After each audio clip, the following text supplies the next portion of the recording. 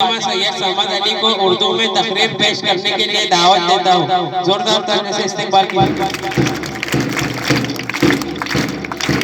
जनाब सदर मौलवी साहिबाजी, टीचर और मेरे प्यारे साथियों, अस्सलाम वालेकुम। मेरा नाम सैयदा गुलजुम फातिमा है। मैं दूसरी जमात में दाखिल तालीम हूँ। मैं आपके सामने एक तकरीर पेश करना चाहती हूँ।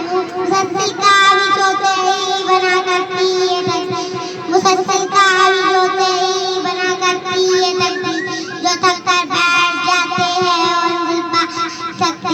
हजरात, आज 15 अगस्त है। आज ही की तारीख में हमारा प्यारा मुल्क हिंदुस्तान आजाद हुआ था। इसी वजह से हम सब लोग जमा होकर 78 यौम आजादी बना रहे हैं। लहू वतन के शहीदों का रंग लाया, लहू वतन के शहीदों का रंग लाया। चल रहा है जमाने में नाम आजादी। ये आजादी हमें आसानी से नसीब नहीं हुई। इसे हासिल करने के लिए हमारे आबाद बहुत सी मुश्किलात साहिब का सामना किया और अपने जान की कुर्बानियां दी।